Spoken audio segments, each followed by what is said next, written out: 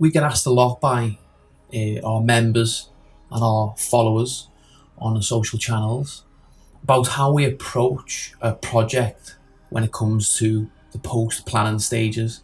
So that's either building regs, tender, or for construction. So what I want to do is I just want to touch on a project that it's a live project. We're on with it at the minute. It's not fully ready for construction, but we've not long issued it for the purposes of pricing. And the reason I'm using this one is just because it's recent really, but it's a good demonstration of how we work through the scales to arrive at a set of drawings really that basically covers the whole project. So to just jump straight in, what I'm going to do is I'm just going to call out some typical drawings from each of these folders. And FYI, these template folders with example drawings are available at ArchAdemia.com. It's in the store, it's in the download pack area. Or if you want to become a member, annual members get all the download packs included. So here, what we've got is, we start with plot plans. And what these do is these become like what are called like land registry plans. And these signify the legal boundary of the unit. And then what we're signifying there is there's areas for bin stores and parking. So we're just obviously allocating that to a unit. Nice and easy, but very necessary.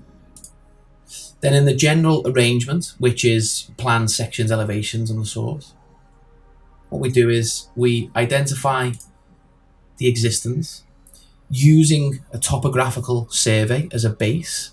So that survey gives us the levels and obviously gives us an accurate representation of the site. So this is obviously, this is a barn conversion project. So there's a lot of existing structures on there. We then move into demolition and enabling drawings. Sorry, I just want to identify the existing elevations there as well. So then the enabling drawings identify to a contractor what's to be removed from site, and that could be finishes, it could be changes in level, and it could be obviously structures. Then we move obviously into the elevation. So you can see there the removal of windows, doors, openings, the removal of roofs, and then obviously there is a associated key with all of that. Sometimes the key can kind of be like icons or hatches or that sort of stuff, or obviously it can be a numbered key, which then we label on the drawing. We then move into the proposed. So we've got existing, we've then got our enablement, and then we move into the proposals. And the way we structure our drawings, if it's in, actually it does apply to Revit as well, because you can set the phasing, but this was drawn in CAD, and the reason it was drawn in CAD actually was just because we received all the survey information in CAD, so there was a little bit of efficiency there and there was a little bit of speed, to be completely honest. Perhaps if we had a bit more time, we'd have probably built the existing information in Revit. And sometimes that's a little bit of preference of the project architect. Sometimes that's a little bit dictated by time scales and level of fee and all that sort of stuff. Anyway, in this instance, how we set the drawings up is the enablement drawings form the base for the proposal drawings, where we then turn off the enablement information as a layer, and then we're left with the kind of remaining shell that we then draw our proposals on top of. The same is then said for the elevations, and then you can see the key evolves as we move through what we're trying to demonstrate. And then from the overall kind of site-wide drawings, we then zoom in to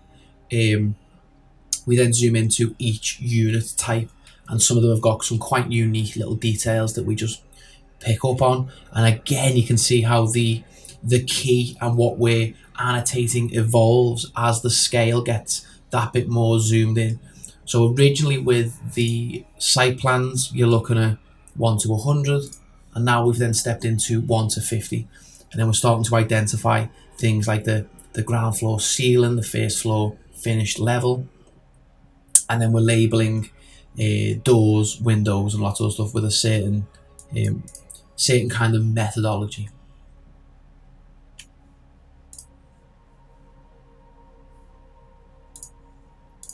We then move into external walls, and the way we approach this in stages is we start with a color coding system. That color coding then speaks to a key, and then that key then speaks to a series of typical details or types. So if we look at the external wall type 1, what we're saying there is that's a partially filled cavity wall construction, and that type 1 is highlighted over here. If I just move the little window, that is then categorized in the yellow color, and that applies to the new build elements. And you can see in the drawing at this scale, we're still kind of indicating the thicknesses of each element within the wall. Whereas the red is a wall type 2. So you come back here, and what we're saying with wall type 2 is the existing construction is a solid brick wall, and that still needs a level of internal lining for both thermal and acoustic reasons. So we're identifying that there. What this does is it saves a huge amount of drawing time, drawing all that on. And the fact that we can then just come back to this as a coloured key, if things change or evolve in the design, it's very easy to adapt those changes and maybe then just add a new wall type to this key. We don't move into 1 to 5 or 1 to 10 construction details until we've got a certain level of confidence that this is frozen, because it's, you're asking for trouble basically. We then move into, before I do move on, we then do the same for the upper floor. So this is a 2-story scheme, and you can see the same there. But we're very deliberate in separating the external walls and the internal walls. The logic of this is that they're often different contractors, or subcontractors, or suppliers even. So a supplier of bricks wouldn't be the same supplier of, say, partitions. So it's good to break down your what are called package drawings with half an eye on who's going to be looking at it. Is it going to be a separate supplier? Is it going to be a separate subcontractor? So we tend to have a habit of separating external walls and internal walls, and I'll continue to demonstrate how that's broken down. So you can see here that sometimes it's a wall lining, so we just highlight the lining with a colour. Whereas in other instances, it's a solid fill. And again, that speaks to a key of wall types. And then we create a typical set of wall types, like so. And then you'll start to see a bit of a theme here, where we capture floors with a certain type of hatch. That then speaks to a typical set of details. And you can see here that the hatch relates to, again, obviously different types of hatches relate to different type of floor types.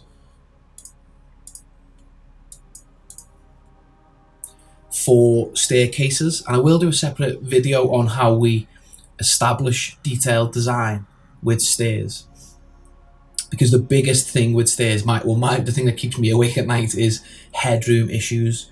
Are you going to bang your head under the stairs there?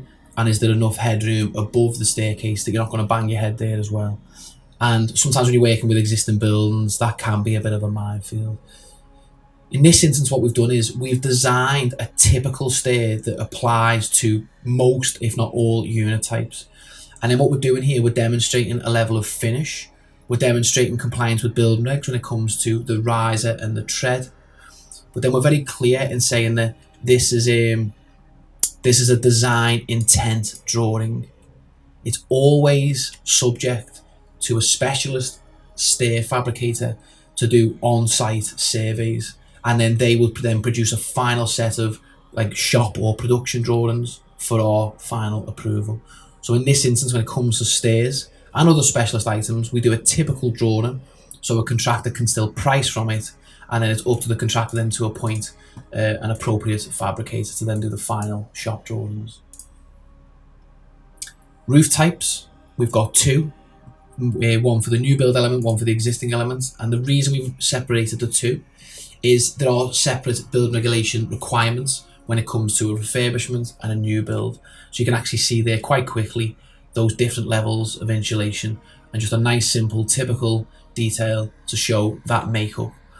And as I say, once a contractor is appointed and we've got confidence in the scheme, the budget, and all that sort of stuff, we will then turn these drawings into specific 1 to 5 details where we will agree with the contractor team, where we pick up on all the details of the site, but not every single unit. There will be details that repeat through the site. Then we get to our doors and windows. So apologies, that folder should say doors and windows there, but you get the idea. And we start with a schedule that speaks to a numbering plan. If the scale of your job allows, you can do this where you show little snapshots, but you might need to do separate numbering plans that then speak to the schedule, because the scale of the job might lend itself to showing these sort of close-ups. But the way we do it is we label all the doors and windows, and again in Revit this is obviously this is very easy, in terms of changing the mark of a door or a window in Revit, and then you can just tag all the doors and windows. But as I say, in this instance, this was done a little more manually, and then we explain the sequence and how we've identified what floor it's on. Is it an external window, internal window, door, so on, and then the number. That then speaks to this schedule. In the schedule, we then have types. And what we do with types is we elevate them and we give a specification. The elevations sometimes give unique dimensions. So that's if it's a little trickier to get onto a schedule. We will show a little bit more setting out on the elevations. But sometimes we will just sort of say as per schedule, or we'll do an X and a Y, and then the actual setting out information is within the schedule. But it's very important to have the numbering drawing. That could be a plan or an elevation. And then you have a schedule that obviously lists everything. And then you have a types drawing, which shows the appearance and the specification of the things that you're calling out in the schedule.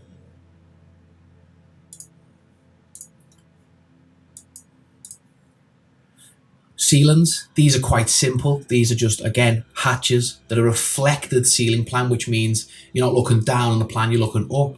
And we're identifying all the different ceiling types. Now, when we move into construction, we will probably find a place on this drawing, maybe somewhere down here, where we will just show some little typical 1 to 5 details of how the ceiling interfaces with certain things, whether that's maybe how it interfaces with the underside of a stair, or how it interfaces with windows and doors and external walls and things like that. But for now, this is plenty to price from, and it's just a simple, plasterboard ceiling, plasterboard suspended ceiling, and then if we're asked a little bit more information, we can obviously add to that specification.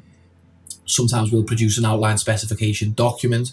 Sometimes we'll produce a detailed one, which is called an NBS specification, which I think is National Building Specification, and that's as we move through the project. But when we're in this kind of stage 4, this early stage 4, this kind of pricing area, we keep the detail as light as possible, but without restricting the contractor obviously to price. And we keep it in that kind of color coded and that typical detail element, just to give us that agility to adapt to changes, because the design is still moving on. And then once we've got that, once we've got a little bit more fixed, we will then move into the more specific details of the project. We also produce sanitary drawings and kitchen drawings.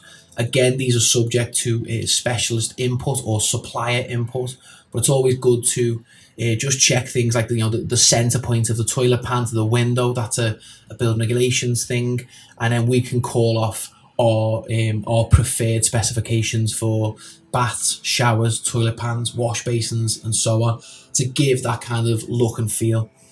And if someone procures our kind of platinum service, if you like, we will do little CGIs of these spaces as well, so we can get into the real detail of like finish and all that sort of stuff. And then last but not least, external works. So before I get into this, what we've done so far is just explained how we've gone through the existing information, the demolition information, and then we've kind of gone from the site-wide stuff and then zoomed into that kind of that 1 to say 20 scale, where we're doing little setting out drawings of the sanitary ware. We're showing door types and window types and all that sort of stuff. And we've obviously, in the general arrangement drawings, we've set out the individual, if we just come back to that, we've set out the individual units.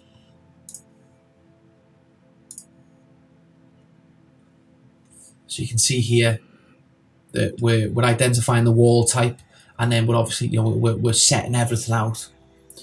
So that then speaking to the wider color-coded plans that speak to the keys and typical details. You can see then how you're painting that full picture, but you're still not showing, as I say, too much or very specific details that then would take ages to work, to work back through. So the external works drawing for this project is actually just setting out. There's a wildlife tower that we had to design in to offset the impact of habitat on the construction. So we've created this wildlife tower that then gives a new place for the local wildlife to occupy, and we're just kind of setting that out from that existing building just to give it a point. We could have done global coordinates as well as another setting out point. But the external works package would go a little deeper as we move through the project to explain finishes in the courtyard, changes in levels, level access into the units. So that might actually have been picked up in the site plan. So you can see some levels there. So these, when we show a filled little icon there, that's a proposed level. So the idea is that we've got this gentle gradient that's wheelchair friendly, and it provides that level access into the units. So just slightly slopes there. So you can see how we picked up on that. But then an external works drawing would identify the finishes and little setting out of different finishes. Is it cobbles? Is it a brick paver? And all that sort of stuff. So quick summary, really. And as I say, we've got these template packs on our website if you want to learn a bit more. If you've got any questions, obviously leave them in the comments below. And yeah, hopefully this has been useful, and plenty more to come. Cheers.